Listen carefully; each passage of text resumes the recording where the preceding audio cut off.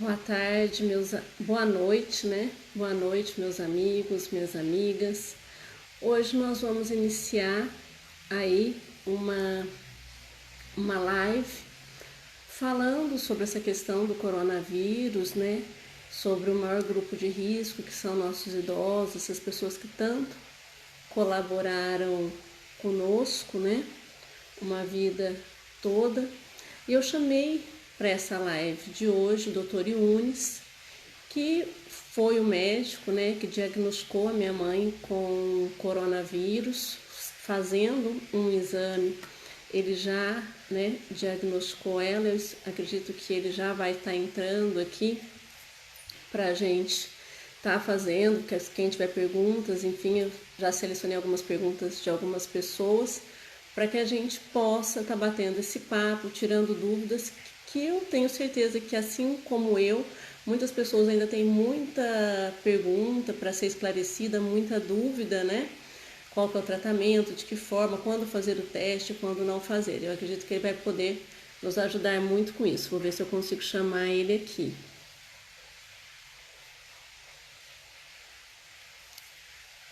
Anteriores para participar com a gente.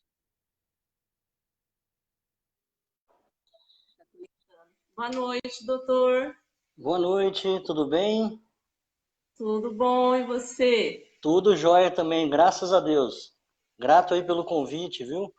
Vamos poder discutir Eu um estou pouquinho com o pessoal feliz, hoje. feliz de poder estar falando com o senhor, agradecer a disponibilidade, dizer que quando eu estive em consulta com o senhor falou uma coisa que eu achei bem interessante, que eu queria que o senhor compartilhasse aí com o pessoal. O senhor falou que o senhor consegue detectar, né, o coronavírus só de escutar, né, o pulmão do paciente. Eu queria que o senhor explicasse, é diferente, doutor? A pessoa com coronavírus, o pulmão, como que fica? Como que o senhor consegue perceber, ouvindo o pulmão, que aquele caso é coronavírus? Então vamos lá. É o seguinte, quando a gente trabalha com a parte respiratória já há bastante tempo, como a gente faz, né? A gente consegue desenvolver uma capacidade de correlação clínica, né, com que a queixa que o paciente tem, o tipo de tosse, o início dos sintomas, os fatores que estão acompanhando aquele quadro. Então, todo um quadro clínico associado ao exame físico, né, e pela característica, pela idade, pela situação que o paciente apresenta, a gente consegue chegar próximo dos diagnósticos etiológicos, né? Lógico que nada substitui, por exemplo, um exame de precisão, mas cada vez mais que a gente vai tendo experiência de trabalho, a gente vai adquirindo esses detalhes e essa diferenciação durante o tempo de trabalho, né? A gente consegue sim, Paula, identificar pela ausculta. A ausculta é diferente. Quando a gente examina o pulmão de um paciente com coronavírus, a gente tem um perfil de inflamação. É muito difícil a gente descrever isso, até passar para uma outra pessoa como é, mas é a sensibilidade do dia a dia, de você ouvir, de examinar pessoas com aquela característica de doença. Lógico que a gente não tem experiência específica com o coronavírus. Aí você vai dizer, mas você não tem, como é que você conseguiu perceber isso então? Exatamente pela característica, a gente percebe que é um quadro diferente dos quadros de pneumonias atípicas, de pneumonias por outros agentes. Então, é possível sim por uma boa avaliação clínica, você conseguir chegar próximo e até ter uma convicção nesse diagnóstico e acompanhar o paciente. Então, eu fico bastante tranquilo assim quando eu examino os pacientes, sou bastante transparente na questão assim da minha interpretação, sabe? Procuro compartilhar com o paciente a ideia e o raciocínio que eu estou tendo, para a gente poder fazer um tratamento em conjunto, tá? Uma situação que eu venho reforçar, e eu acho importante a gente ressaltar, e até que sirva de orientação para as pessoas que estão vindo mais recentemente nessa área da medicina, a valorização da relação médico-paciente e da valorização da importância da história e do exame físico, porque a gente trata, e eu falo isso para os pacientes sempre, a gente trata paciente, a gente não trata exames, entendeu? As pessoas hoje, com a tecnologia, com a situação diagnóstica cada vez mais eficaz, né? Graças a Deus a gente tem essa oportunidade, mas a gente não pode esquecer nunca que que o nosso tratamento é voltado ao paciente e não ao exame. Então, essa característica já faz com que a gente consiga, muitas vezes, chegar mais próximo do ideal. É isso que o senhor falou, é muito interessante, o exame físico, né? Porque o coronavírus pode se manifestar de formas diferentes, de acordo com o organismo de cada pessoa. Mas eu já vi uma pergunta aqui, que era uma pergunta que eu ia fazer, e vou até me adiantar, doutor. Eu acho que é o Neyton Balheiro que está perguntando com relação ao exame. Igual, por exemplo, ele está dando o exemplo, acho que do cunhado que deu positivo, ele queria que a mãe fizesse. Como que funciona isso, né? Porque quem pode fazer o exame para ver se está positivado ou não? E me parece que existem 3 tipos de teste. Eu queria que o senhor falasse um pouquinho sobre isso. Tá bom. Então vamos lá, Paula. Esclarecendo um pouquinho os tipos de teste, já respondendo qual que é indicado para cada paciente, tá? Então nós temos disponíveis 2 classes de testes, tá? Nós temos o teste para identificar o vírus e nós temos o teste para identificar os anticorpos, tá? Então são 2 classes diferentes de teste. Os testes para identificar o vírus são a base de um teste chamado PCR, tá? Esse teste é um teste capaz de identificar algumas características do vírus, das suas proteínas, do seu RNA, né? E aí você consegue dizer se há a presença do vírus naquele material colhido, tá? Então esse é um teste, e eu já vou orientar que esse teste ele deve ser feito na fase aguda da doença. Então, o paciente com sintomas, nos primeiros dias, tá? É possível se detectar o vírus. Como é que é colhido esse material? Na prática, nós temos o material colhido pelo SUAB, que é o material da orofaringe, né? Então, pode colher por via nasal e por via de coleta de material da orofaringe. Então, é aquele típico exame que as pessoas devem ter visto na televisão, que colocam um algodão, um cotonete no nariz ou na boca para colher esse material. E nesse material se identifica o vírus. Esse teste ele só é possível identificar nos primeiros dias da doença, tá? E nem todos os pacientes têm esse teste positivo. O teste ele não consegue ter uma boa sensibilidade, entendeu? Mas ele é bem específico. Quando ele dá positivo, achou o vírus, está lá. Então ele tem uma sensibilidade baixa, ou seja, a cada 10 pessoas que fazem o teste que estão com a doença, apenas 6 vão confirmar. Mas aqueles confirmados realmente são positivos. O outro tipo de teste são os testes imunológicos, tá? Que são testes feitos por materiais de sangue, tá?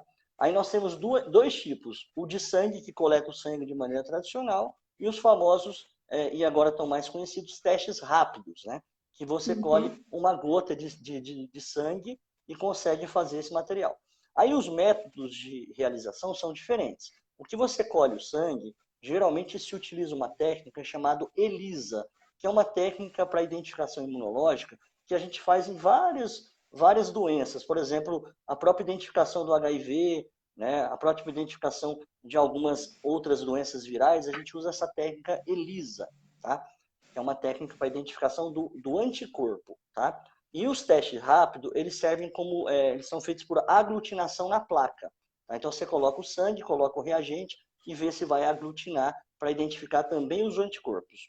Os anticorpos contra o vírus SARS-CoV-2, que é o vírus que causa o Covid-19 nas pessoas, esse anticorpo, Paulo, ele começa a aparecer no sangue em torno de 7 a 10 dias do início do contato com o vírus, tá?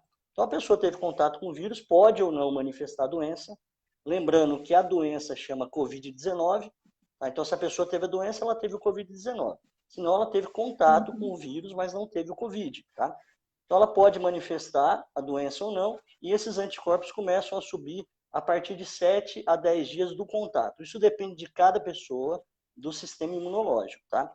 Quando sobe a primeira linha de defesa, chamada resposta imunológica inicial, né, que é a fase aguda da doença, da defesa do organismo, é os anticorpos, as imunoglobulinas M de Maria, tá? E depois você tem uma fase mais tardia da resposta imunológica, que são as imunoglobulinas G, de gato, tá? Então nós temos essas 2 imunoglobulinas que a gente consegue identificar por exames. Então nós estamos identificando os anticorpos.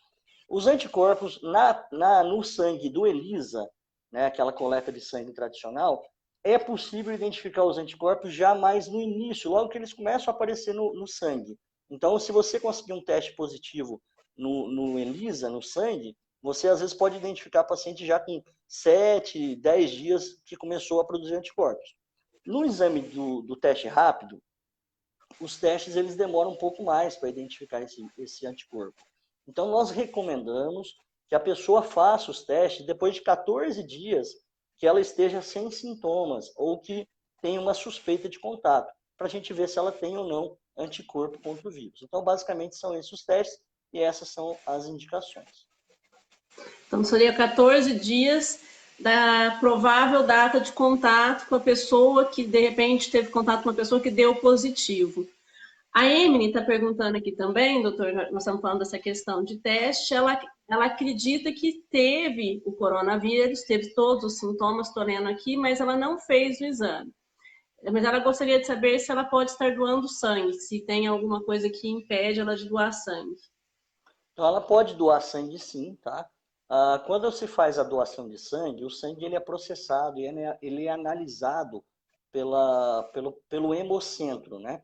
Então, o hemocentro faz vários testes para ver se aquela pessoa, por exemplo, está doando sangue, ela pode ter HIV, pode ter hepatite, pode ter, por exemplo, a presença de um vírus desse tipo. Então, esses exames, eles são processados pelo próprio hemocentro. Então, a pessoa pode doar sim, se o sangue dela for validado, tiver em boas condições, ele vai ser utilizado para utilização em outras pessoas como forma de doação.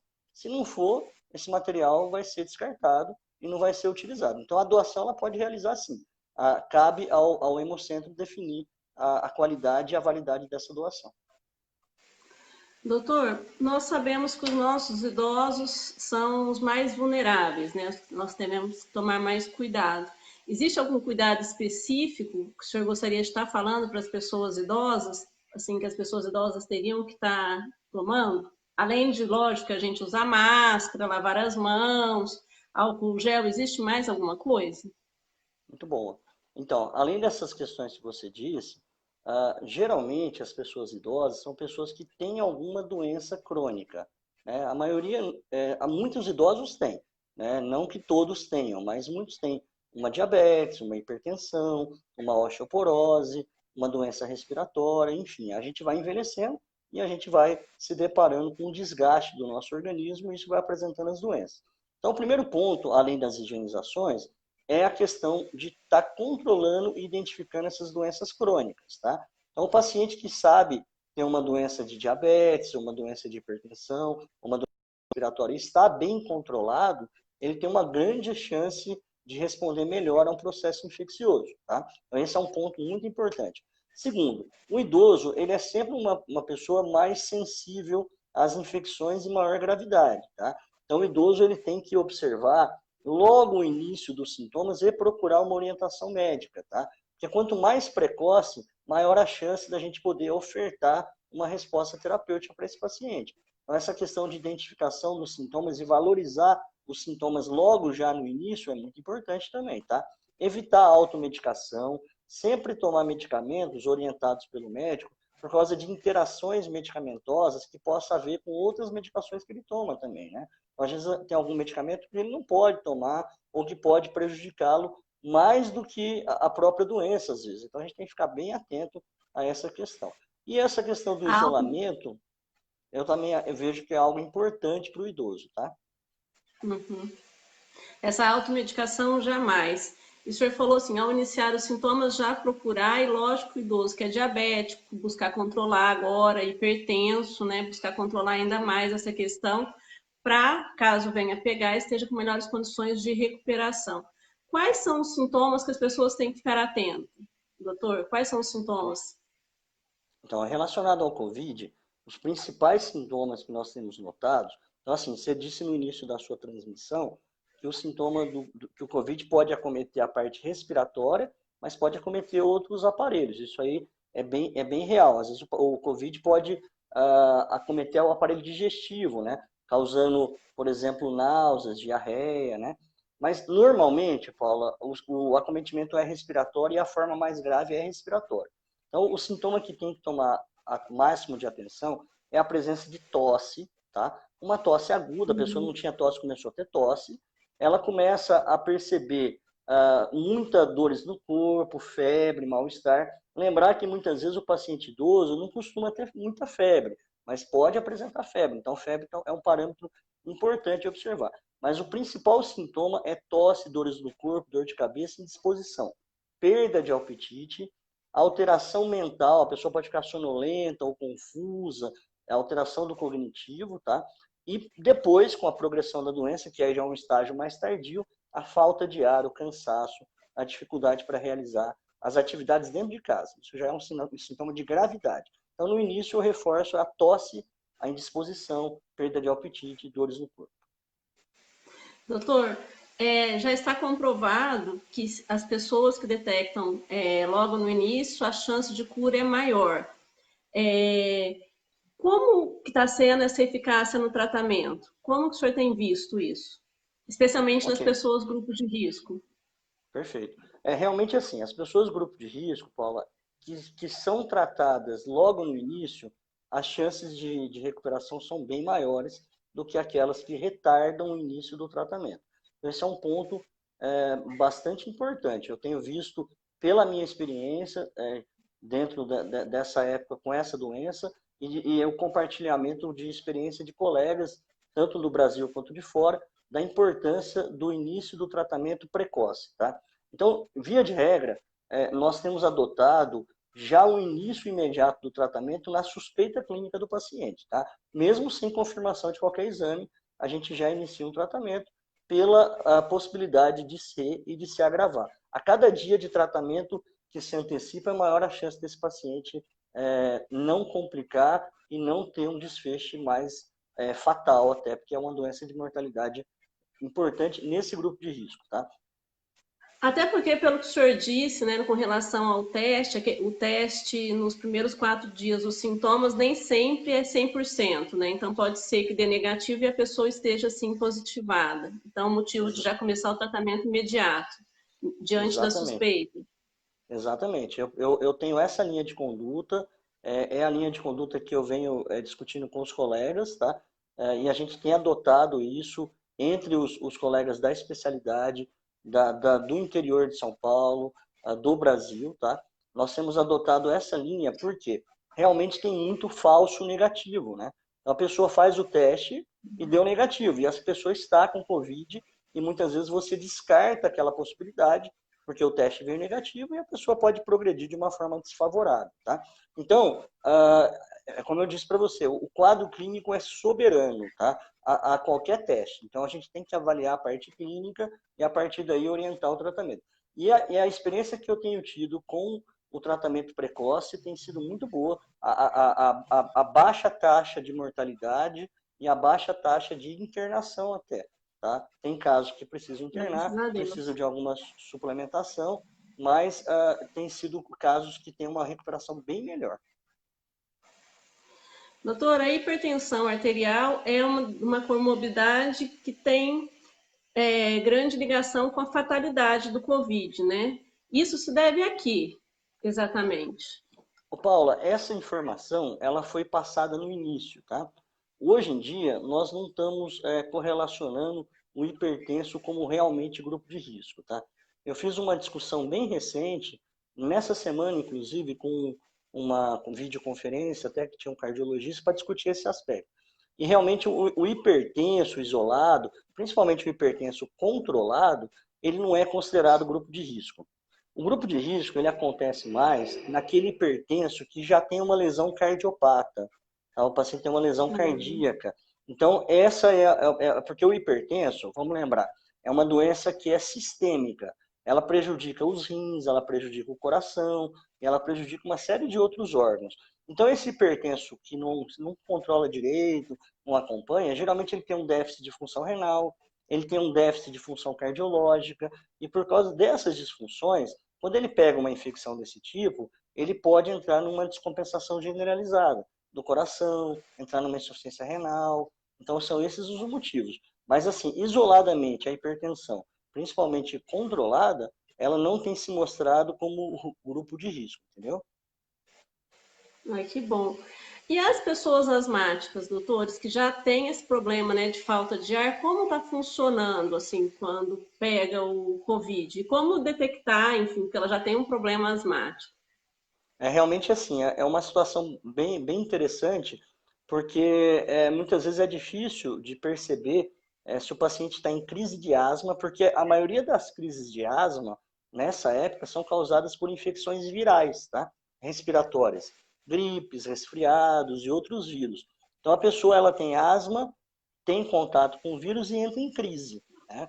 Então a gente às vezes fica com, o profissional pode ter dificuldade para identificar se o paciente está em crise de asma ou se ele está com uma infecção respiratória pelo Covid, tá? Então, assim, são outros pontos que são importantes. Por exemplo, a característica da falta de ar. Então, por exemplo, a crise de asma, Paula, ela geralmente ela dá crise mais à noite, né? Então, o paciente tem crise à noite, tem chiado e tosse acompanhando. A crise de falta de ar do Covid, ela tem relação independente do horário e tem relação com o Independente esforço. do horário. Independente do horário e de relação com o esforço. Então, a pessoa anda, ela cansa, ela para, ela melhora. A crise de asma, ela não tem muita relação com o esforço. Na grande maioria das vezes, a crise, tá? Ela tem relação com o horário. Então, a crise de asma ela é mais noturna, mais de madrugada, entendeu? Então, tem algumas características e pelo próprio exame físico do paciente, a gente consegue diferenciar sem necessidade de exame complementar. Mas é uma situação que, às vezes, é difícil até para o especialista. Doutor, nós já estamos falando, né, e veio a pergunta aqui, que além dos cuidados diários, né, de evitar sair de casa, lavar as mãos, evitar o contato com pessoas gripadas, com relação à vacina da gripe, né, nós sabemos que hoje a vacina da gripe contra H1N1 está disponível nos postinhos, até teve pouca adesão das crianças, vou aproveitar a live para falar para as mães, porque H1N1 também causa morte, infelizmente, então é importante vacinar. Mas existe alguma correlação entre a pessoa que toma vacina contra H1N1 e o coronavírus? Tá, então vamos lá. O sistema fica melhor, enfim, como que funciona? Não existe essa correlação, tá? Então, a pessoa tomar a vacina, ela não tem nenhuma vantagem, eu quero dizer assim, do ponto de vista imunológico, em relação ao Covid, tá? Mas ela tem muitas vantagens, principalmente para se diferenciar o Covid, tá? Então, por exemplo, uma pessoa que já foi imunizada da gripe e está com um quadro respiratório que é viral, a gente já sabe que há menor chance de ser o H1N1, e outros vírus da classe influenza, que são muito graves, como você falou, e muitas vezes até mais mortal e mais letal do que o próprio coronavírus, tá? Então, o H1N1, por exemplo, é um vírus bastante agressivo e que causa mortalidade independente da idade, né? Em crianças tem mortalidade, e nós estamos vendo que o SARS-CoV-2, que é o vírus que causa o Covid, ele já não tem uma mortalidade e não tem uma agressividade tão grande em crianças, né? Então é muito importante essa questão que você falou, das mães se conscientizarem e levar seus filhos para vacinar contra a gripe, para evitar essas infecções que são muito comuns nessa época e que acometem as crianças com quadros que podem ser letais, tá? Hoje a gente não tem uma situação tão grave do H1N1, porque há vários anos já vem se realizando a vacinação em massa, e isso diminui a propagação do vírus. O Covid está em destaque, porque é um vírus novo, então a propagação acaba sendo maior por ser um vírus novo. Mas é muito importante vacinar, porque isso vai evitar as complicações e as infecções de outros agentes. Eu acho que essa pergunta a gente já respondeu. Quais são as formas de detectar a presença do vírus? O senhor falou logo no começo, né? Que o exame clínico é muito importante, além dos testes, até porque, para quem está começando a assistir a live agora, o doutor foi muito claro, no sentido que nos 4 primeiros dias, quando você faz o teste, nem sempre pode ser um negativo falso. Na verdade, a pessoa está com coronavírus, mas não é detectado. Então, é importante fazer o exame clínico, se o senhor quiser complementar com alguma outra colocação, doutor. Sim, além do exame clínico, muitas vezes é necessário o exame tomográfico, tá? A gente solicita o exame tomográfico para esse paciente para poder identificar algumas características tomográficas que sugerem o vírus, tá? Então, a gente sabe, Paula, que o vírus ele tem um comportamento de lesão pulmonar que causa uma alteração bem sugestiva na tomografia. Então, as tomografias elas auxiliam também, principalmente também para um parâmetro de gravidade. Quantos por cento do pulmão está sendo lesionado por esse vírus? Qual que é o grau de acometimento? Então, eu acrescentaria, não no diagnóstico, mas no parâmetro de acompanhamento, a tomografia também, além do quadro clínico, que é muito importante, e os exames imunológicos e de PCR para identificação do vírus. Doutor, e no caso do tratamento, a pessoa é curada, eu queria saber, existe alguma sequela que vem sendo percebida nesses pacientes após a cura? Essa pergunta é uma pergunta muito boa, Paula. Então vamos falar um pouquinho dessa questão. O tratamento do Covid, não existe um tratamento específico. Depois a gente vai discutir um pouquinho do tratamento. Mas o vírus, ele tem duas fases de acometimento. Ele tem a primeira fase, que é a infecção pelo vírus. Então a pessoa pega o vírus e tem um quadro como se fosse um quadro gripal. Dor no corpo, dor de cabeça, dor muscular, mal-estar, tosse, falta de ar. Esse vírus pode acometer os pulmões, causando pneumonia, né? E nessa fase, muitas vezes o vírus já some, o vírus desaparece. Em 7 dias, 10 dias, o vírus já não está mais no corpo, na grande maioria das pessoas, tá? E nessa fase começa uma segunda fase da doença, que é a fase chamada de fase inflamatória. Então, por onde o vírus passou e lesionou, ele agrediu, o organismo começa a ter uma reação inflamatória totalmente fora do normal, ela descontrola a inflamação. E isso provoca uma série de lesões, inflamações, principalmente nos pulmões, que podem levar a pessoa a uma insuficiência respiratória. Além de provocar processos embólicos, tromboembólicos. É comum também a pessoa evoluir com alguma embolia pós a infecção ou imediatamente após o término da fase viral, né? E uma última fase seria a fase da sequela pulmonar. Então, nós estamos já vendo pacientes que tiveram Covid, já estão recuperados, já saíram dessa fase inflamatória, mas ficaram com lesões pulmonares do tipo fibrose, que vai deixar esse paciente com sequelas permanentes, tá? Isso a gente viu muito nas infecções pós-H1N1 e nós estamos vendo agora com muito mais frequência até nessa infecção pelo Covid. Doutor, essa sequela da fibrose, existe alguma medicação que já está sendo implantada junto com o combate ao coronavírus para que a pessoa não fique com essa fibrose após o coronavírus? Sim, Paula. O início do tratamento, muitas vezes a gente tem optado por utilização de corticoides, tá? Que são medicamentos como a prednisolona, a prednisona e outros medicamentos dessa classe. Esses medicamentos, quando a gente já inicia nessas infecções, um dos principais objetivos é você reter essa fase inflamatória, que é a segunda fase do vírus, né? Onde o vírus já passou, mas provocou inflamação. Então, com esses medicamentos, você diminui a chance de inflamar a via aérea, tá?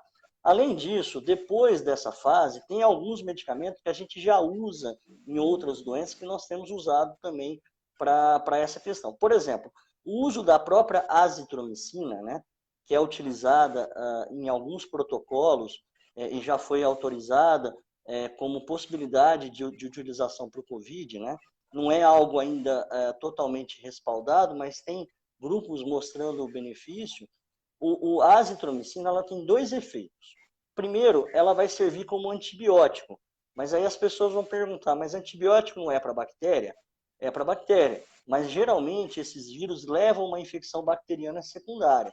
Então, muitas vezes esse antibiótico ele já acaba auxiliando nessa questão. Mas o principal efeito da azitromicina não é esse, não. O principal efeito da azitromicina ou da claritromicina, que são da mesma classe, é você evitar um processo inflamatório.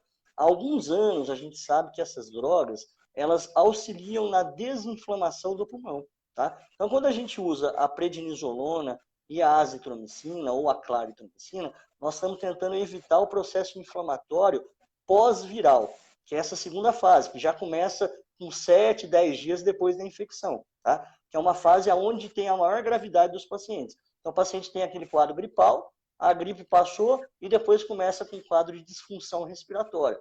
Essa fase, que começa aí em torno de 7 dias depois do contato com o vírus, já não tem praticamente vírus ali. Tá? Pode até ter um pouco, mas a carga viral é baixa. E aí começa a inflamação. Então, esses remédios são para evitar complicação nessa etapa. E depois, nós temos algumas medicações que a gente pode usar. Existem até medicações chamadas de antifibróticas, tá? Que são indicadas no nosso país para algumas doenças específicas, mas que eu tenho certeza que logo no futuro também vai servir para essas inflamações e fibrose pós-infecciosas como o Covid. Doutor, e o senhor falou que o vírus, né, fica no corpo até 7 e 10 dias. Só que a quarentena é de 14 dias. Por que a quarentena é de 14 dias se o vírus fica no corpo de 7 a 10 dias? Por exemplo, uma pessoa que teve contato, recomenda-se que fique 14 dias, né, só fazendo videoconferências, enfim, um sistema mais isolado. Por que 14 e não 10? É uma faixa de segurança, Paulo. Então, por exemplo, você não tem muitas vezes a precisão de quando o vírus entrou ou de quando você teve exatamente o contato.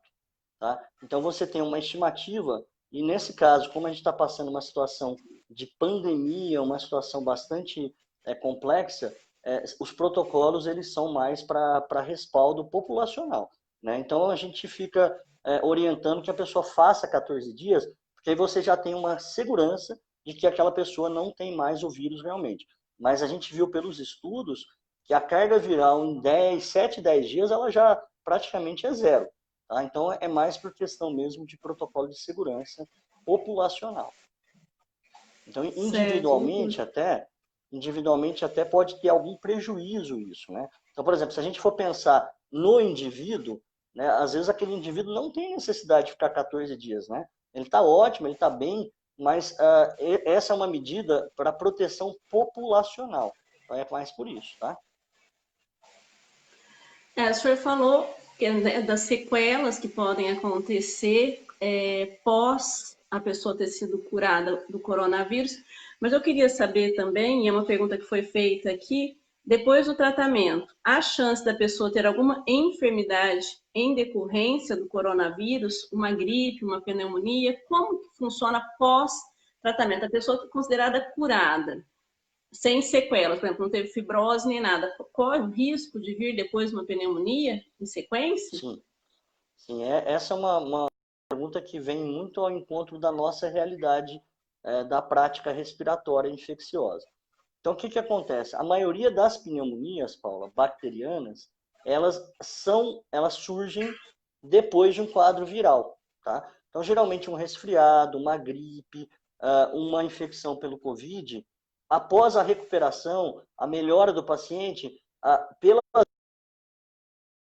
respiratória, aquilo fica exposto e vulnerável para as bactérias. Então, as bactérias geralmente elas acometem a via aérea, o pulmão principalmente, depois da infecção viral. Então, a pessoa já saiu daquela gripe, já saiu daquele quadro e depois começa com um quadro de febre, de tosse, de uma infecção bacteriana, e isso muitas vezes pode ser até mais grave do que a própria infecção viral.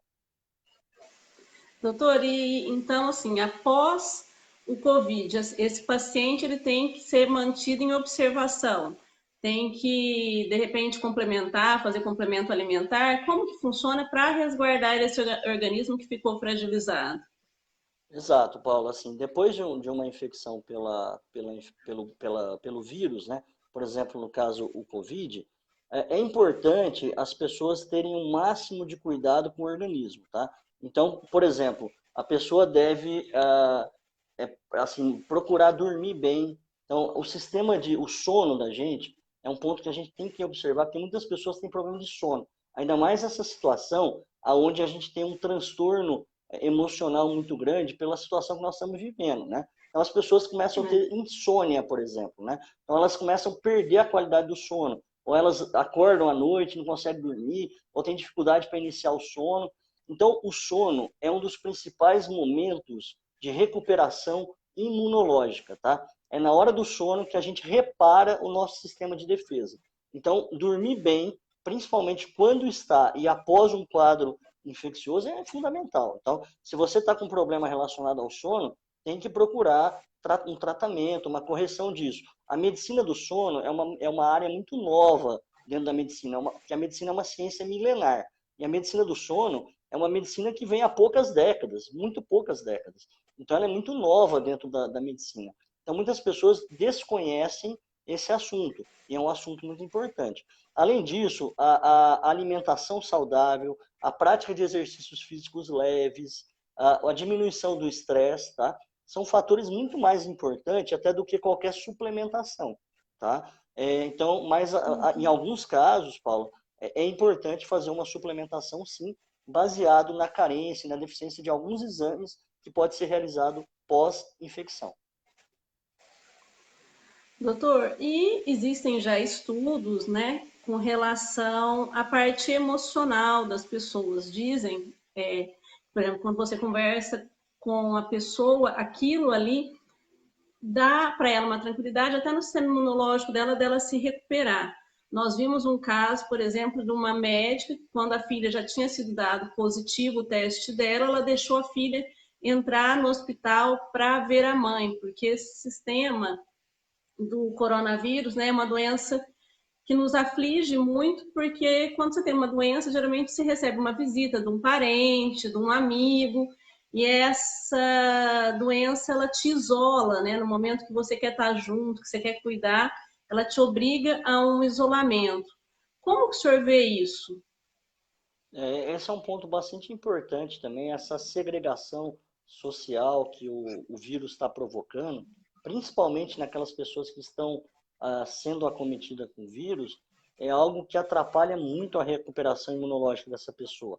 A falta do carinho, a falta do acolhimento familiar, a falta da segurança e do apoio das pessoas que estão sempre ali nos momentos difíceis da vida da gente, isso é muito importante na nossa recuperação, entendeu? Então, eu tenho visto isso como uma maneira bastante prejudicial para a recuperação das pessoas, tá? Mas, por outro lado, é uma forma de segurança para o coletivo, tá? Então, individualmente, isso é muito ruim, isso é péssimo, porque as pessoas realmente ficam numa situação de desamparo, de desconforto, de tristeza, numa fase que ela mais precisa de colo, de acometimento, de acolhimento das pessoas. Mas é uma medida que, infelizmente, está sendo adotada, até porque é um processo de conhecimento da transmissão. A população não tem esse vírus de maneira presencial, então a gente precisa passar por essa etapa para poder diminuir a transmissibilidade e, principalmente, a sobrecarga do sistema médico hospitalar, que, graças a Deus, a gente não tem presenciado isso na nossa região. A gente tem tido uma estrutura bem controlada em relação a essa questão da sobrecarga médico-hospitalar, né? Barretos está passando por uma fase em que está controlada a situação, né? Está tendo leitos ainda. E eu queria deixar o senhor à vontade para falar alguma coisa que de repente eu não perguntei. Tá. Se o senhor Então pudesse vamos falar. lá. Essa época do ano é uma época que eu sempre peço para os pacientes ter o máximo de atenção, principalmente as pessoas que já têm doenças respiratórias ou pessoas que têm algum risco pela própria idade, por exemplo, idosos e crianças muito pequenas. Essa época do ano é a época onde há uma mudança climática bastante importante. A gente começa a ter oscilação térmica diária muito grande. De dia faz 30 graus, 25 graus e à noite faz 15, 10. A gente tem vivenciado um período mais frio agora em Barretos, já há alguns anos não acontecia isso. Então essa oscilação térmica diária é uma coisa bastante importante, tá? Outra questão importante é a baixa umidade que a gente passa nessa época. As nossas taxas de umidade, elas chegam no ambiente a níveis às vezes próximo de deserto, então fica muito seco. Outra situação também que acontece nessa época, na nossa região tem muita queimada, né? De biomassa, de cana, de outras coisas, e isso deixa impurezas nesse clima seco muito maior no ar. E tudo isso aumenta a propagação de infecções, tá? Então, um receio que eu tenho todos os anos, e eu oriento os meus pacientes a estar fazendo uma revisão, um replanejamento terapêutico nessa época, é para prevenir as infecções, tá? E o descontrole das doenças respiratórias crônicas. Então, um alerta que eu dou para as pessoas é que a gente está entrando nessa fase e há maior risco de aumento das infecções, sejam elas pneumonias, sinusite, infecções gripais e também o próprio coronavírus, tá? Então, essa época agora, apesar da gente já estar em isolamento social já há alguns meses, é a época que a gente tem que ter mais preocupação, tá? E as pessoas já estão, de certa forma, ficando um pouco mais despreocupadas, porque realmente muitas já estão saturadas e não estão vendo ainda, para algumas, uma necessidade tão grande disso. Mas eu acho que agora realmente é a hora que a gente tem que ficar mais atento. Eu tenho visto, na minha prática clínica, um aumento das infecções, principalmente do Covid-19, nas 2 últimas semanas para cá. Eu fiz até uma transmissão recentemente para alertar isso, para as pessoas ficarem atentas a esse diagnóstico, tá? Porque essa época do ano é a época onde tem maior chance de ter infecções respiratórias. Então, esse é um alerta que eu faço para as pessoas, principalmente aquelas que têm doenças respiratórias crônicas, crianças menores de 5 anos e idosos acima de 60 anos. São pessoas consideradas de risco para doença respiratória. Doutor, eu queria agradecer muito o senhor pela disponibilidade de ter aceitado o convite. Então, a gente está trocando, né, conhecimento, foi muito rico as informações do senhor, esclareceu, as pessoas perguntaram. Quero deixar aqui o meu agradecimento especial pela atenção, dedicação que o senhor dá a todos os seus pacientes. De modo especial, quero agradecer todas as mensagens que eu mandei para o senhor sempre pronto em responder. Final de semana é bem difícil para quem está nessa situação, enfim, que tem um familiar que está doente, né, e muitas vezes não pode estar ali em contato com ele, o senhor sempre disposto a responder as perguntas, né? Então, assim, o meu muito obrigada. Quero dizer para a nossa população, fiquem atentos, tomem cuidados. Nós vamos depois salvar essa live, vamos deixar aqui no Store, depois quero compartilhar no meu Facebook. O senhor deu dicas importantes. Vamos tomar muito cuidado com os nossos idosos, melhorar a imunidade deles, vacinar, embora não tenha correlação, mas vamos fazer a vacina da gripe, para que essa pessoa também não pegue gripe, né? Imagina, são 2 vírus aí circulando neste momento. Muito obrigada mesmo, muito obrigada a todo mundo que está assistindo. Espero que a gente tenha conseguido esclarecer muita coisa e um bom final de semana para todos. Que Deus nos guie, nos proteja e que em breve possamos todos estar com muita saúde. Eu Obrigada, também doutor. agradeço aí a participação, viu? E eu sou grato aí pela oportunidade de poder estar transmitindo aí esse conhecimento, né? Que eu acho que é uma obrigação pública que a gente tem de poder compartilhar isso aí. Grato a todos aí pela participação, boa noite, bom final de semana, viu? Obrigada.